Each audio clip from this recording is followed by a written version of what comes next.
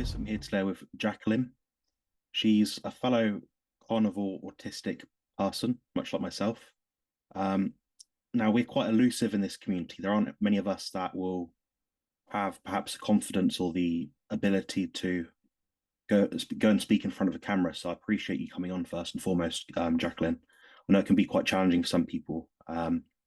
So I want to talk to you a bit about perhaps the autism side of it, the diet, and perhaps go into some other areas as well. So, could you briefly introduce yourself and how you came about this diet? Sure. And thank you so much for having me on, Jonathan, and for the work you are doing to find us out there. I think you make this platform very accessible for people like us. So I'm very grateful to be here and have the opportunity to tell my story and talk about this with you. So um, I am currently an educational consultant. So I am autistic myself. And I also go into schools now and help teachers and staff to better support autistic students and autistic learners. But I wasn't always an educational consultant. I've only been doing that for about 1.5 or 2 years. In the years before that, for 5 years, I was in academia. I was in a grant funded position by the National Institutes of Health, working in clinical health research. And in that position, my job was actually to go out to various communities, immigrants, refugees, poor people, business people, people with diabetes, people with cancer, homeless people, what have you, all sorts of groups, and basically try to figure out what their priorities were. I would say, we have money to fund health research in this state. What are the things that matter to you? What are the things that we should be funding? And across all of these demographics, all different walks of life, characteristics of people, the answer was never, I need more drugs, I need a better drug, I need a better therapy. It was, I want to know what causes this thing. I want to know that the applicable hands-on things I can do to not have this thing happen to me or to my children, um, that kind of a thing. So um, this was, I mean, it gives me hope in the masses that they think this way for sure. And I would present this to our grant leadership and to the National Institutes of Health, and everyone would be like, oh, this is so great. This is, yay, community engagement. This is so wonderful. They'd have me present at all their national conferences and tell these stories. And over 5 years, I've just realized they're checking a box and nothing is actually changing. And what is being funded is still the same: drugs, technology, wearables, uh, things that are not in line with what the people are saying. So I left that for educational consulting. And then just a few other points about me that I think are going to be relevant to our conversation. I was a high level soccer or football goalkeeper for my entire life. I started playing competitively at 9 years old. I was in the US Olympic development program. I made it up to our regional team level, which is one underneath our national team. We get a little more credit for our women's national team, I guess. So I was training very intensely for my entire life: fitness, weightlifting, plyometric sprints, and sport specific training has been a huge part of my life, um, for ever since 9 years old and beyond. Um, and when I stopped playing soccer, at the time I had come out of college, our professional women's league was collapsed financially, so that was really not an option. And I knew I wanted to keep training. It was very important to me. It always felt good to me. And I started training, continued training very intensely. And I had taken on a very ketogenic diet at that time. And, but it wasn't really ketogenic in the sense that I was eating like pounds, I mean, bags and bags and bags of Brussels sprouts, spinach, cauliflower rice, broccoli. I never liked kale, luckily. But I would go through pounds of this stuff in a day and then like have like some lean protein on the side, a few ounces. Um, and so I was overtrained, completely underfueled because I'm not really getting substantial amounts of carbohydrates, even with all those vegetables, and I'm not really getting any fat. I was not sleeping well. And at this time, I got a relevant C word infection right at the beginning of all of that. And it, to make a long story somewhat shorter, it turned into the long post-viral cytokine storm iteration of it for over 19 or 20 months. And so I was inflamed. I had so much fatigue. I couldn't do anything but really lay flat, like 75% of most days. I was getting like what I think are adrenal surges. Um, I had an irregular heartbeat, tachycardia. My blood pressure would go all over the place. And the symptoms would just, some would go away and then new ones would start. Sometimes, like all of a sudden I'd have acid reflux, which I never had in my life. All of a sudden, I'd get night sweats I never had in my life. And it just went on and on and on. And I got very sick of this, and there's no one really with great answers out there. And I started putting my research methods and statistics PhD into good use and going out and doing the research for myself and evaluating it and finding that, you know, looking broader than this one particular long post-viral thing, and looking at chronic fatigue syndrome in general, post-viral fatigue in general, even some things like around MS and other things were coming up. But it was mitochondrial health that came up over and over, and that even in this particular long C experience, they had done some research finding that the mitochondria of people with this thing looked like they were 30 years older than the person themselves. And so I was like, all right, great, mitochondria. What do I do for that? And I started looking into this and, you know, found things like cold therapy and hot therapy and exercise. But I also found things like take creatine, take taurine, take L-carnosine, take B vitamins, all these things. And I was like, well, okay, I'll do it if I have to, but this has to be in food. Every single one, the answer was red meat. Coenzyme Q10, that was a big one too. Red meat, red meat, red meat, red meat. And I was like, oh, okay. So first I just started eating red meat instead of my lean chicken and fish and turkey and kind of things. And I gradually started getting better. And then after weeks, of course, the health scare instincts come in and you're like, can I really be eating red meat all the time? Like, I don't think I'm supposed to do this. And so I went back into researcher mode, and very quickly when I looked at that research, I was like, this research is crap. Like, this is bogus, essentially. These people are finding there's no differences, and then they're funded by the California Walnut Association and saying we should eat more plants. Like, this is bad.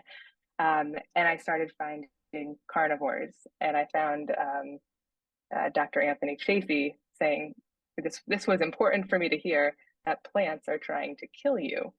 And I was like, oh my gosh, I am eating bags of this stuff. So I eventually got to a point where I am now eating mostly all red meat, some eggs, raw cheese once in a while, water, salt. I do a little coffee, decaffeinated, and everything is gone. All of this has gone, all of it, in a matter of probably 1.5 months to 2 months. I'm now almost 6.5 months in. But in the first 1 to 2 months, it was gone. And then I just felt so good in terms of Um, in terms of autism, I also have Ehlers-Danlos, which is a connective joint, connective tissue thing. That has been amazing. So I'm sticking with it. Yeah, that's incredible. One thing that stuck out to me, which you probably wouldn't have realized, is that there's a California Walnut Association. I'm quite surprised by that. Yeah, yeah. But Um, and it was the California Walnut Association and like Barilla Pasta was coming up all the time in these conflict of interest statements, and I was just like, oh man, bad yeah, bad form. I'm glad you got in touch with me about having this interview because um, Jacquelyn ultimately has very similar issues to me, and that's perhaps how we got in touch. I've suffered with chronic fatigue syndrome. I come from a background of sports of various different kinds. I'm also an academic. Granted, I don't have a PhD, but I do have a bachelor's degree, so I'm a bit behind there. But the amazing thing is, despite all this, even with similar diagnosis, we've still managed to find something that works. And these are early days, obviously. I mean, imagine all the years that you and I have been putting the strain, the damage on our body through different Yeah, things. And now we can start to reap the rewards of our research and our time that we spent towards getting healthier. This is perhaps a little bit off topic from what we've discussed, bringing into this conversation, but where do you see yourself a year from now? So obviously you've put some sort of health issues into remission, you feel better. Do you think there's a limit in how well you can feel? that's a great question. I don't know. I always think like, oh my God, if I had had this diet growing up while I was doing soccer, while I was doing school, I can't even imagine um, like exponentially like greater place I would be in. And so I don't know. I mean, I look to people who have been doing this diet for 10, 15, 20 years, and um, I think they're thriving. Like I can't wait to see where it brings me. But one thing I do know is that I want to get it out there so that we don't keep having generations of people who get to our age to this point and are saying, what could have been? What could I have done? What could I have avoided um, given this diet? And so I think the fact that we can get the word out and spread this message to um, kids, their parents who are really the ones making the decisions.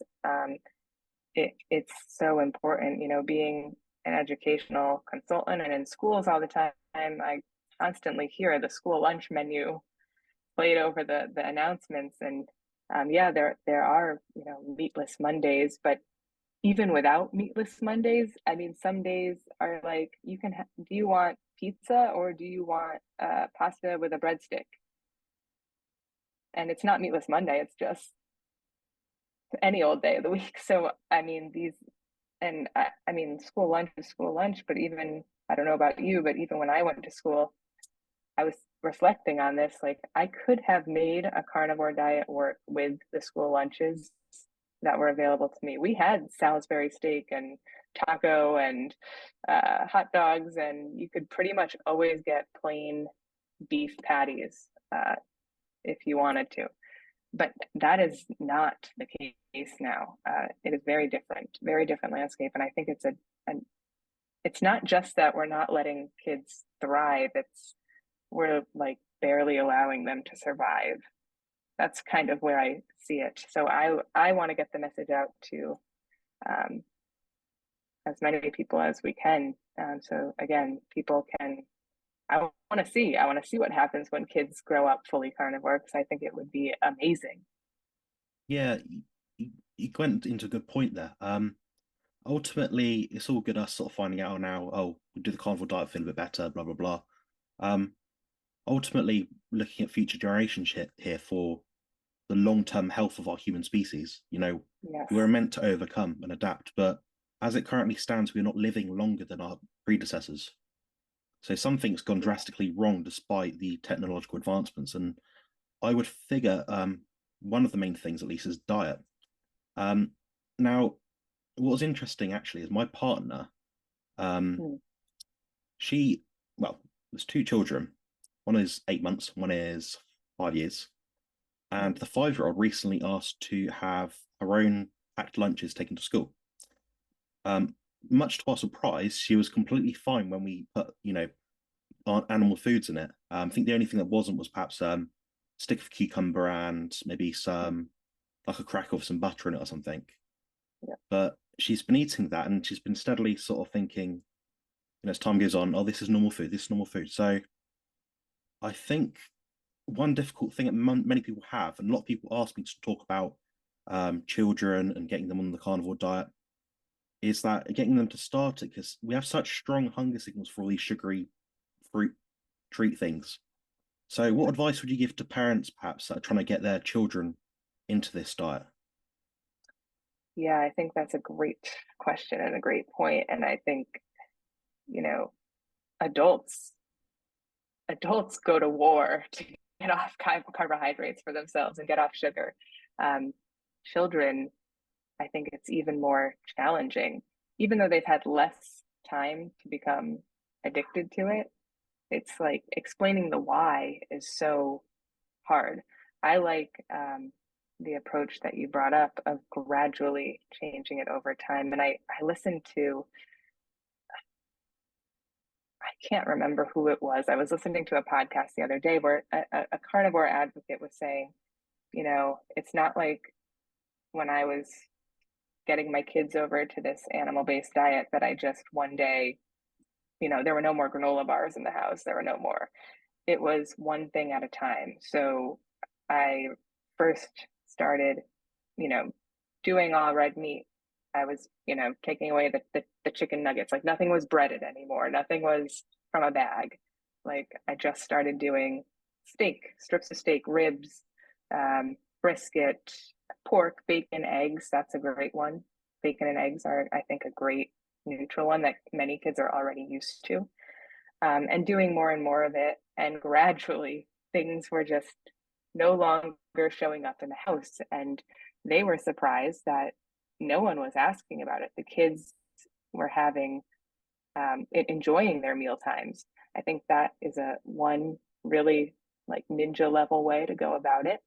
Um, Obviously, if you're expecting and you have a very young infant, you get to shape their tastes from the beginning. And if you're hearing this information for the first time, this is a huge opportunity. And, I think like maybe Dr. Kilt says, like, go from breast to bone. Just do it. Like, let them chew the meat off rib bones as soon as they have some little nubs in there where they can do it. Um, and they'll never push that away like they will a Brussels sprout or a piece of broccoli.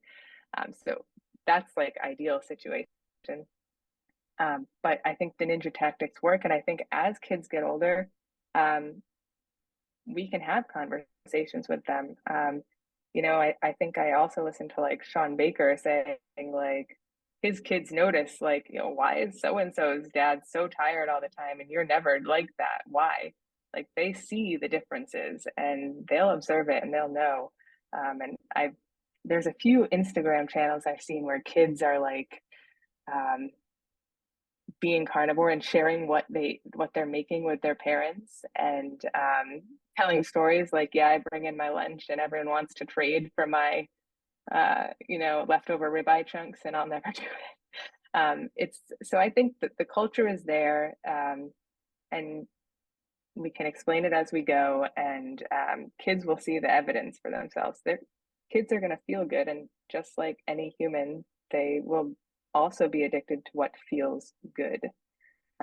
Sugar is one of those things, and we don't want it to be the thing, but this way of eating can also feel really good. I think there's also space for parents to link it to what kids learn. Like kids start learning about, cavemen and human history and our biology, and there's always places to link. Like, well, what were the cavemen doing?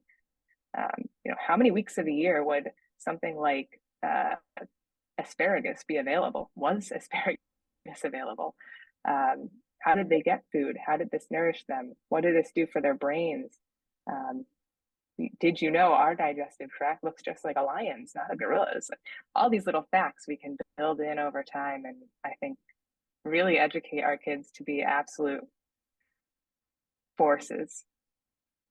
Yeah. Yeah, I couldn't agree more. I think there'll always be some pushback because there's always going to be parts of our culture that misunderstand the value of animal foods, and perhaps they think that you're being cruel, um, you're taking life for granted and all this sort of thing. Can you touch on that at all? Yeah, I think that's a great point. Just like me going back into the science saying, oh my God, this is absolute crap. It's completely biased. The some of the education that kids get is like that too. And you'll straight up have units and lessons on animals causing climate change, farming causing climate change.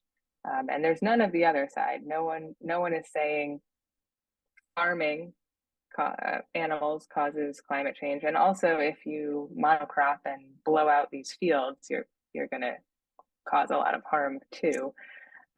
There's not even a balance. And I think that we have to. This is like such a generalized statement, and obviously doesn't do anything for action. But we have to tell a fuller story.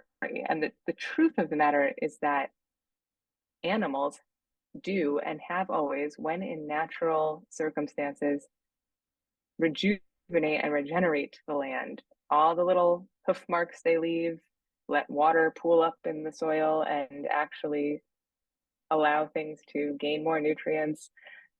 The way that they bite grass, it stimulates its growth. There's actually been studies that if you leave a field with no animal or human intervention, it will it will go away. It will die off.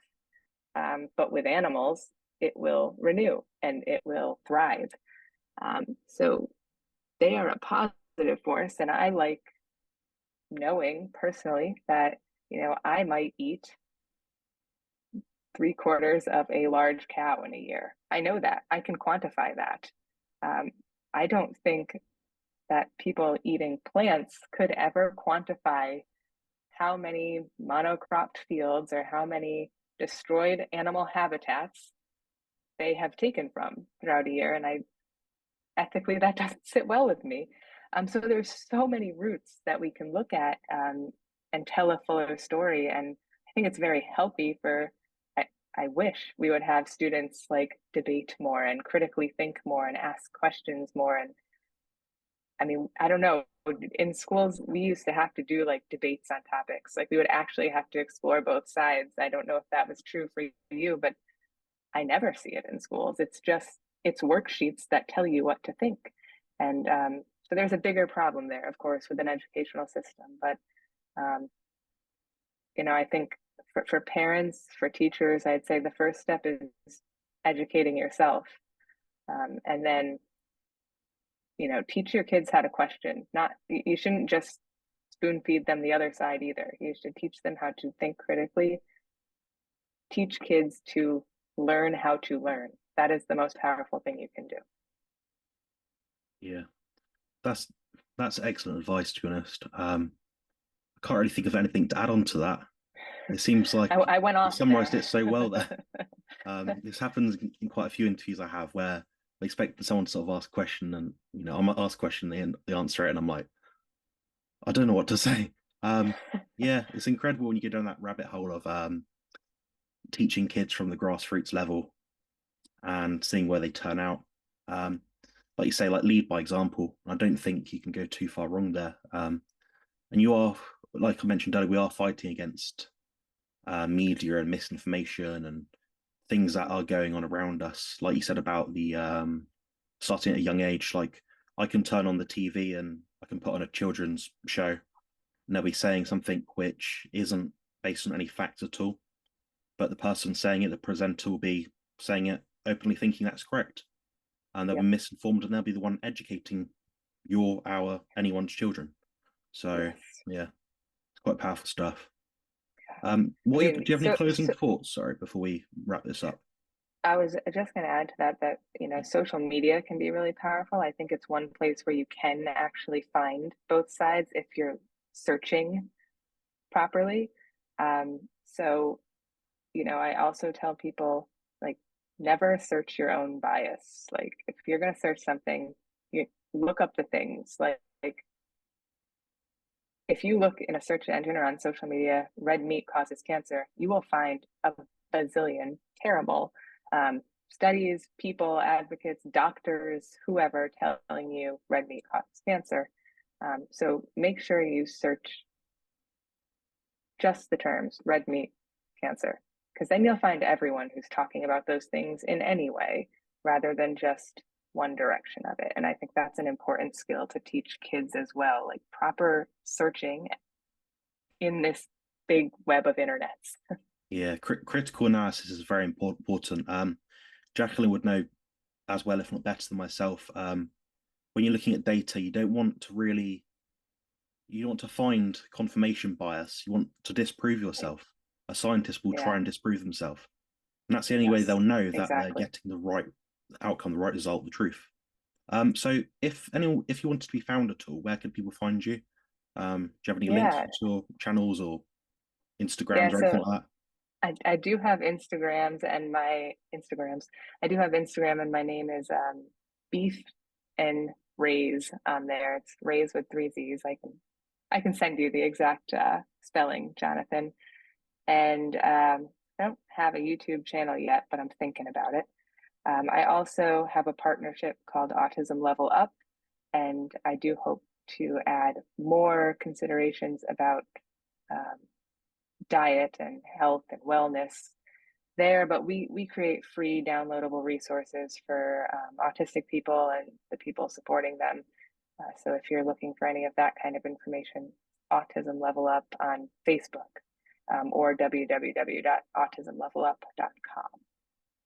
Brilliant. Thanks very much, Jacquelyn. I appreciate your time a lot. It's been Yeah, great. it was fun. It was fun. Thank you.